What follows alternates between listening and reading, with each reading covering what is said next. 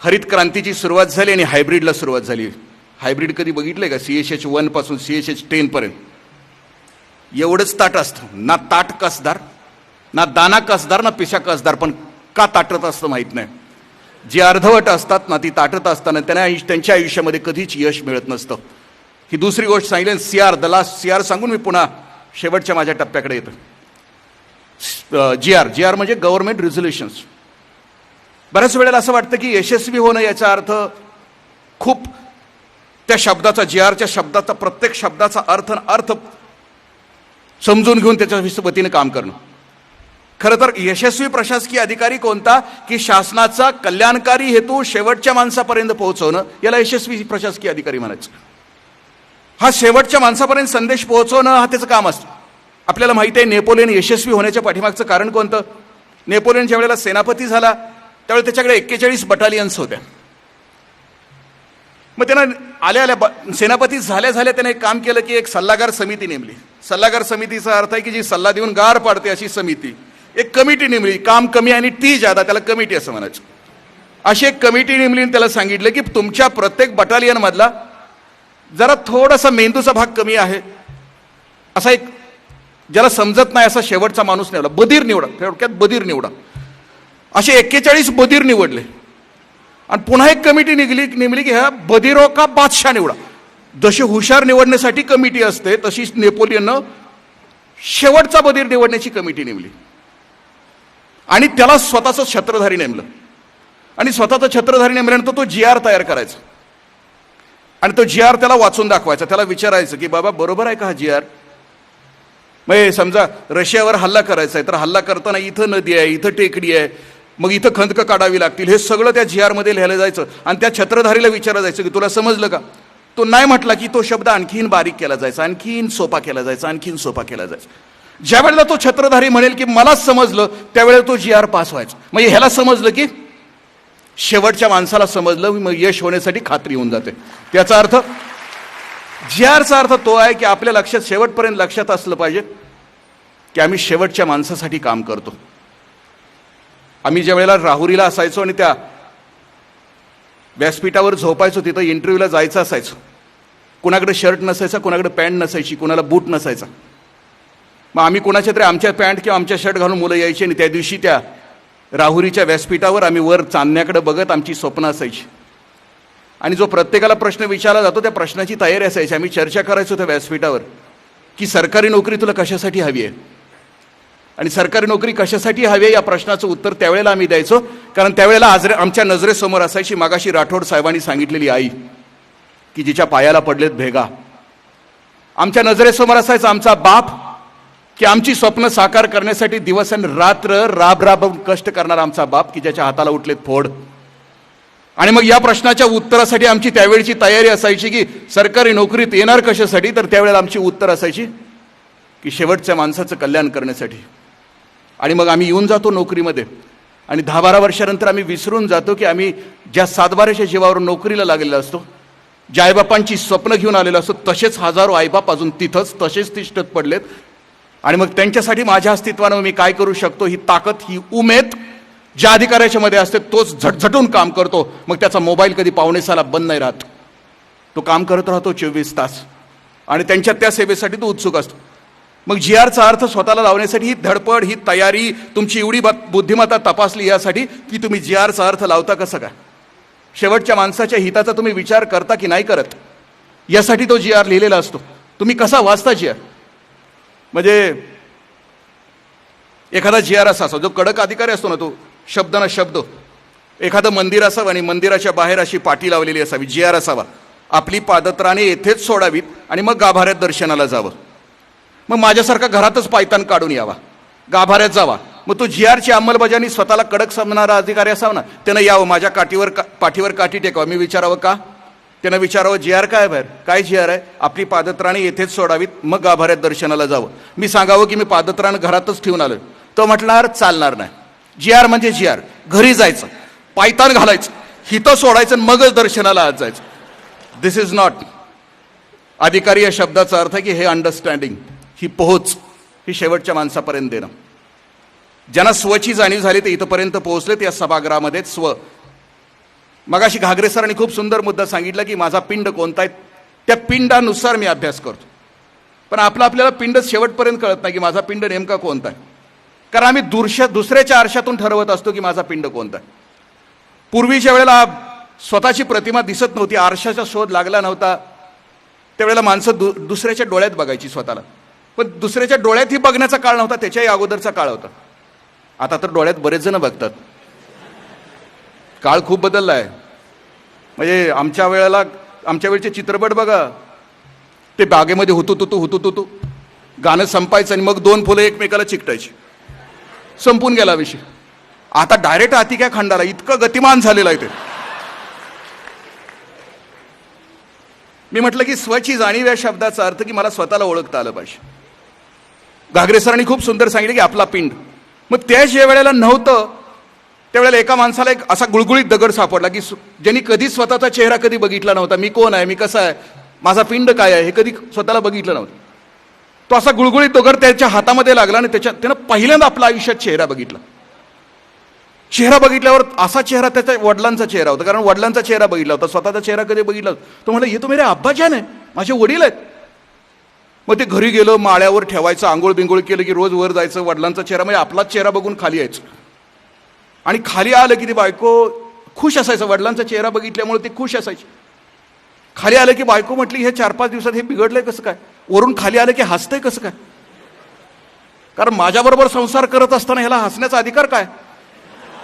कारण लग्न हा एक असा किल्ला आहे की त्याच्या बाहेर असणारे आत जाण्यासाठी धडपडत असतात आणि आत असणारे बाहेर जाण्यासाठी गुदमरत असतात. ते म्हणजे हसतंय कसं काय, ते म्हटले हसते कसं काय, हसते क्यों.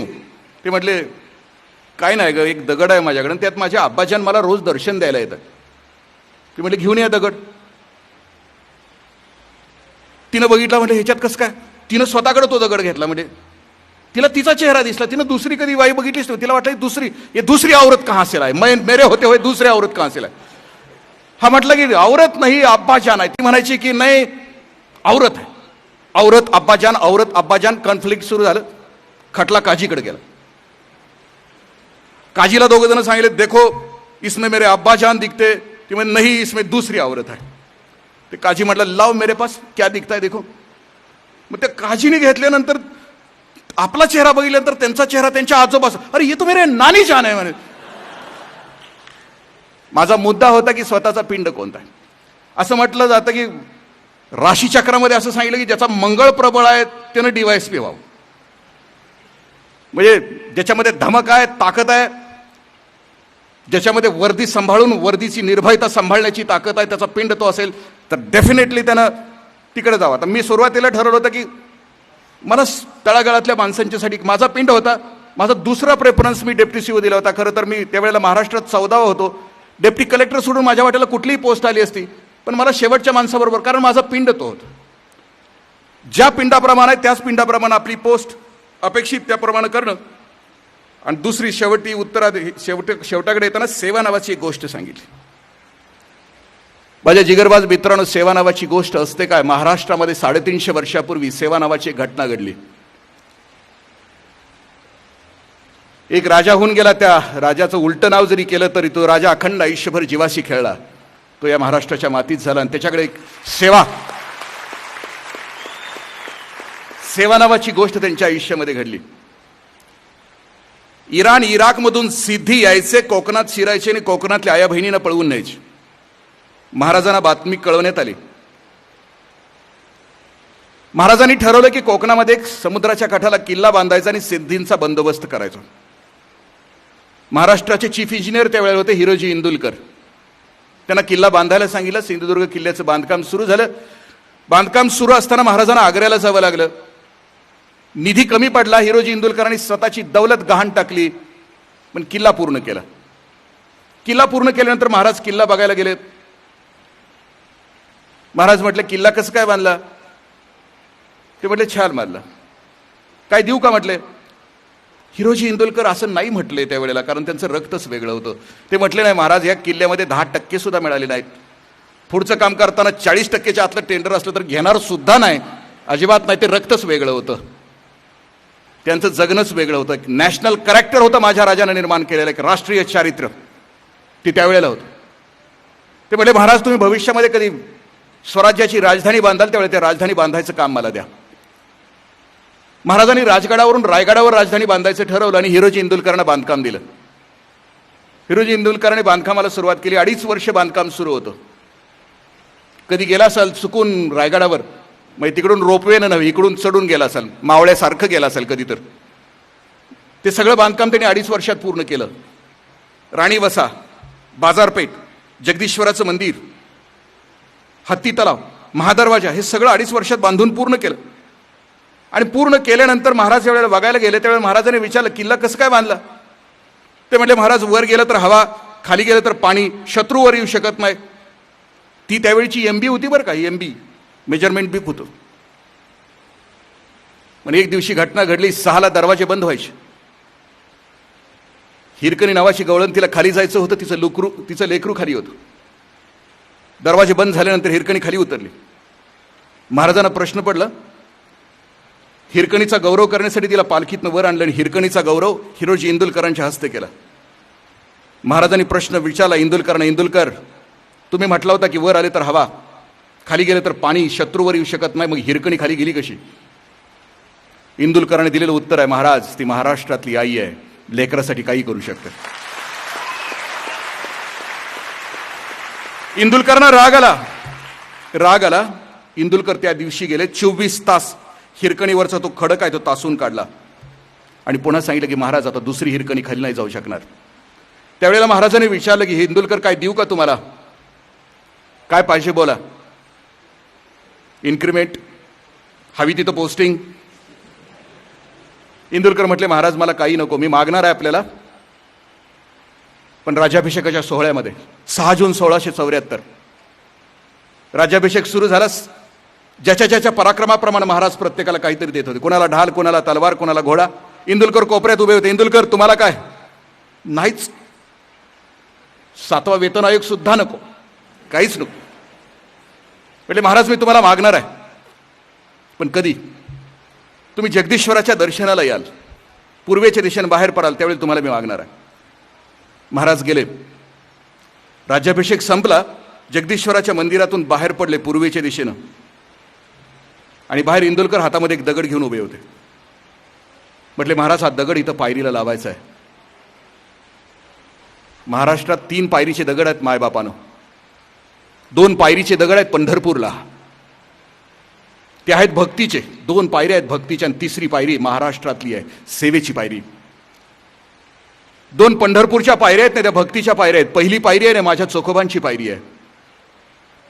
पंढरीच्या पांडुरंगाच्या दर्शनाला जात असताना अगोदर चोखोबांच्या पायावर मस्तक ठेवावं लागतं आणि चोखोबांचा भाव धारण करावा लागतो. नदी डोंगा परी नीर नाही डोंगा, काय भुललासी वरलिया रंगा.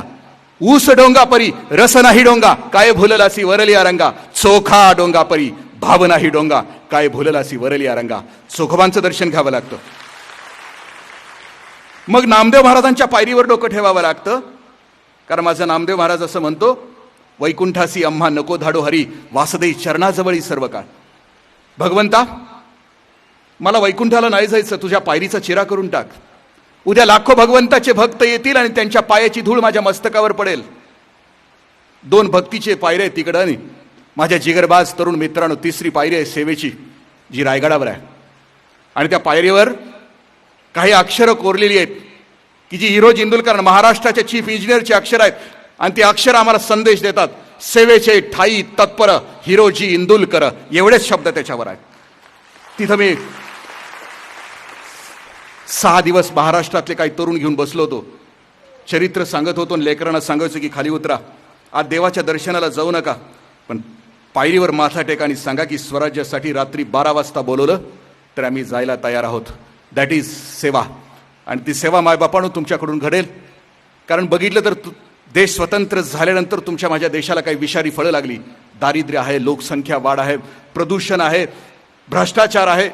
ह्या सगळ्या प्रश्नाला आपल्या ताकदीनं, आपल्या अस्तित्वानं, आपल्या अवतीभोवतीचं जग सुंदर करत, अवघ्यानं सुंदर करत करत आपलं आयुष्य व्यतीत करायचं आहे. आणि ती तुमची माझी ताकद आहे. त्या ताकदीनं आणि युनिक अकॅडमीचा हेतूही तो आहे की या घरट्यातून जे पिलू बाहेर जाईल ते पिलू ताकदीचं असेल, त्याचे पंख बळकट असतील, त्याचं कॅरेक्टर ताकदीचं असेल, आणि जो कोणी असेल या प्रशासकीय सेवेमध्ये आलेला तो खोट्या गोष्टींच्या आहारी जाणार नाही, पवित्रतेनं आपलं काम करेल, कारण तो समर्थ भारताचा वारसा पेलणार असेल. द लास्ट, खरंच लास्ट.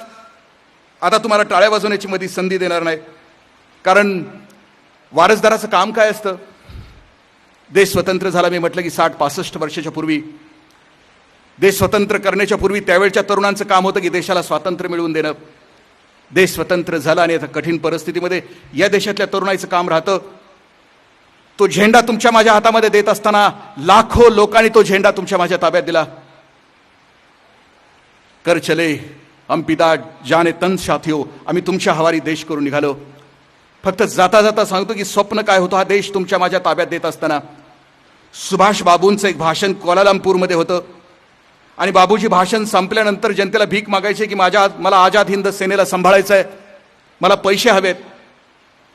भाषणानंतर बाबूजी असे उभे राहायचे, लोक लाईनमध्ये यायची, बाबूजींच्या हातामध्ये पैसे, सोनं, नाणं, चांदी द्यायचे आणि निघून जायचे.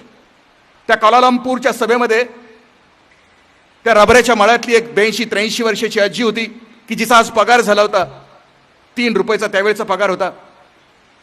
ती पगाराचे पैसे हातामध्ये घेऊन ती उभी होती त्या लाईनमध्ये. बाबूजींच्या बरोबर त्यांचे 3 सहकारी होते, गुरुबख्शसिंग धिल्ला होते, प्रेम सहगल होते, आणि ते समोर येत होते. शहनवाज खान तिसरे सहकारी. लाईनमध्ये ती समोर येत होती आजी, जख्ख म्हातारी, आंध्र प्रदेशमधली, पोटाची खळगी भरण्यासाठी तिकडे गेलेली. तिच्या मनामध्ये प्रश्न होता. हे तिघं विचार करायचे की बाबूजी हिचे पैसे घेणार का, कारण आज पैसे घेतले तर ती 3 दिवस उपवासी राहणार आहे. आजी समोर यायला लागली. आजीने बाबूजींच्या हातात पैसे दिले. बाबूजीने तिचा हात घट्ट धरला, म्हटले आजी पैसे नको, तुझा आशीर्वाद दे. आजीने दिलेलं उत्तर आहे ना जिगरबाज मित्रांनो, हृदयामध्ये करून ठेवा. आजी म्हणते, बाळा लय ग्वाड काम करतोयस, पोट भरण्यासाठी हजारो किलोमीटर इकडे आलो, देश स्वतंत्र होईल, निदान माझ्या देशातले नातू पंतू तरी सुखानं जगतील. त्या आजीचं त्यावेळेचं स्वप्न होतं की स्वतंत्र भारताच्या देशामध्ये तिचे नातू आणि पंतू सुखानं जगतील, हे तिचं स्वप्न होतं. आणि त्या स्वप्नाचे वारसदार आहोत आम्ही, त्या स्वप्नाची पूर्तता करणारे आम्ही पुढच्या पिढीचे वारसदार आहोत. याचं भान ठेवून प्रशासनामध्ये आणि इतर वेळेला जगताना आमच्यामध्ये काम आम्ही करत असू तर आम्ही आपल्या आयुष्याकडे वेगळ्या अर्थानं वेगळ्या ॲटिट्यूडनं बघत आहोत. मग वारसदाराचं काम काय असतं. दीदी आणि दादानो, ॲनास्थेशियाचा शोध लागला 1928 साली. त्याच्यापूर्वी ऑपरेशन होत असताना क्लोरोफॉर्म दिला जायचा, माणूस पूर्ण बेशुद्ध व्हायचा आणि मग ऑपरेशन केलं जायचं. पण ज्यावेळेला लोकल ॲनास्थेशियाचा शोध लागला, ज्या डॉक्टरना लागला, त्यावेळी त्यांच्याकडे 3 केमिकल्स त्यांनी एकत्र केली. ब केमिकल क मध्ये मिक्स केलं, आणि समजा माझ्या हाताला इथं फोड आलेला असेल, ब केमिकल क मध्ये मिक्स करून माझ्या हाताचा फोड घालवायचा असेल, त्यावेळी लोकल ॲनास्थेशिया दिला जायचं इथं, आणि मग इथं बधिरता आली की मग ते ऑपरेशन केलं जायचं. ज्यानं शोध लावला त्यानं गिनीपिग आपल्या मुलाला करायचं ठरवलं, कारण मुलगा होता, त्याच्या हाताला 6 बोटं होती. दुसऱ्या दिवशी ऑपरेशन यशस्वी करायचं ठरवलं. त्यावेळेला लंडनमधल्या सगळ्या सर्जनला त्यानं आवाज न दिलं, म्हटलं या मी असा शोध लावला, लोकल ॲनेस्थेशिया ब नावाचं केमिकल क मध्ये मिक्स केलं की बधिरता येते आणि ऑपरेशन सहज होतं. त्यानं डॉक्टरनं आपल्या मुलाला सांगितलं, बाळा मी शोध लावलाय आणि माझा पहिला गिनीपिग तू आहेस. उद्या ऑपरेशन होताना एक गोष्ट लक्षात ठेव, तुला भूल नाही चढणार, मी तुझा अंगठा कापत असेन पण तुझ्या चेहऱ्यावर प्रसन्नता असू दे, तुझ्या चेहऱ्यावर आनंद असू दे, कारण भूल नाही चढली हे आलेल्या सगळ्या सर्जनला कळू दे. तो म्हटला हो बाबा. एका कच्च्या धर्मगुरूनं काही प्रवचनकार तयार केले आणि त्यानं सांगितले की ज्यावेळेला समाजात जाल त्यावेळेला स्वर्गाचं वर्णन करताना चेहरा स्वर्गासारखा आनंदित करा. पण त्यातला एक कच्चा होता शिष्य, तो म्हटला पण महाराज मला एक सांगा की नरकाचं वर्णन करत असताना चेहरा कसा करायचा. गुरुजी म्हणले आत्ता जसा तुझा चेहरा आहे तसाच असू दे, त्याच्यामध्ये अजिबात बदल करू नको. म्हणजे नरक काय जर ओळखायचं असेल तर तुझ्या चेहऱ्याकडे बघून सगळेजण सांगतील की नरक काय गोष्ट. या मुलानं आपल्या वडिलांना सांगितलं की हो बाबा, उद्या ऑपरेशन सुरू असताना तुम्ही इंजेक्शन कराल, ऑपरेशन सुरू होईल, माझ्या चेहऱ्यावर प्रसन्नता असेल. ऑपरेशन सुरू झालं. अर्धा अंगठा कापल्यानंतर बापाच्या लक्षात आलं की ब नावाचं केमिकल क मध्ये मिक्स करायचं राहिलंय. पण पोराच्या चेहऱ्यावर हास्य आहे, वेदना नाही येत जाणवत, पण बापाच्या लक्षात आलं. अंगठा कापून टाकला चटकन, सगळ्या सर्जनला बाहेर काढून टाकलं, दरवाजातून लावला, पोराला घट्ट मिठी मारली, बापानं विचारलं, लेकरा अरे मला माहित होतं की इंजेक्शन वाया गेलेलं आहे, तुला भूल चढलेली नव्हती, तरी तू सहन कसं काय केलं? मुलानं दिलेलं उत्तर आहे, मुलगा म्हणतो, बाबा माझा बाप कधी चुकणार नाही याची मला पूर्ण खात्री होती.